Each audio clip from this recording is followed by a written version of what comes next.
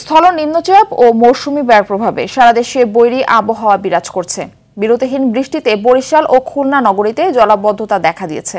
ভোর থেকে বৃষ্টিতে দুর্ভোগ বেড়েছে অফিসগামী রাজধানীবাসীর। নোয়াখালীর লক্ষ্মীপুরে পানি বাড়লেও নতুন করে বন্যা পরিস্থিতির আশঙ্কা নেই বলে জানিয়েছেন পূর্বাভাস কেন্দ্র। সোমবার থেকে বৃষ্টিপাত কমে আসবে। মাহিন আরাফাতের রিপোর্টে থাকছে এর বিস্তারিত। কোয়ালিটি সম্পন্ন আন্তর্জাতিক মানের steel bar CSRM, committed for better steel. বৈরী আবহাওয়ায় শুক্রবার থেকে টানা বৃষ্টিতে তলিয়ে গেছে খুলনা শহর। জলাবদ্ধতা দেখা দিয়েছে শহরের বিভিন্ন রাস্তায়। এতে বিপাকে পড়েছেন নগরবাসী। একই অবস্থা বরিশাল নগরীতেও। 110 মিলিমিটার বৃষ্টিতে ডুবে আছে পুরো শহর। বাসাবাড়িতে আটকা পড়ে দুর্ভোগে রয়েছেন বাসিন্দারা। শনিবার বিকেল থেকে বন্ধ আছে অভ্যন্তরীণ রুটে লঞ্চ চলাচল। দুদিন ধরে ভারী বৃষ্টি হচ্ছে চট্টগ্রাম, ভোলা, পটুয়াখালী, বরগুনা সহ উপকূলীয় ও দেশের মধ্যভাগের কয়েকটি জেলায়। নোয়াখালীতে পানি বাড়ায় নতুন করে বিভিন্ন এলাকা প্লাবিত হচ্ছে।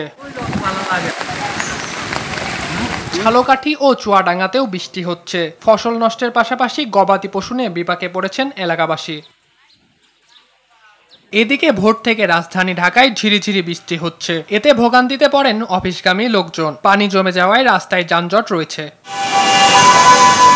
সোমবার থেকে বৃষ্টিপাত কমে আসার কথা জানিয়েছেন আবহাওয়া অফিস। পরিস্থিতি স্বাভাবিক হলে উঠে যাবে সমুদ্র বন্দরের বিপদ সংকেত। আগামীকাল থেকে বৃষ্টিপাতের পরিমাণটা অনেকটা কমে আসবে এবং হয়তো বৃষ্টিপাতটা দেশের পশ্চিমাঞ্চলে অর্থাৎ রাজশাহী, রংপুরে, খুলনা বিভাগের বৃষ্টিটা কিছুটা থাকতে পারে। তবে দেশের অন্যান্য বৃষ্টিপাত কমে আসবে এবং তাপমাত্রাটা বাড়বে।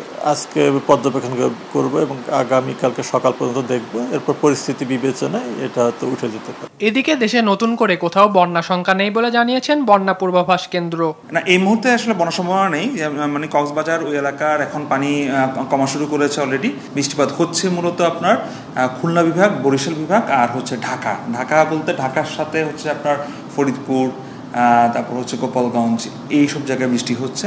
তো এইসব জায়গাতে আসলে পাহাড় ধসে তেমন কোনো ঝুঁকি নেই। বৃষ্টি কমার সঙ্গে সঙ্গে নদীর পানিও কমতে শুরু করবে বলে জানান এই কর্মকর্তা। মাহিন আরাফাত, RTV।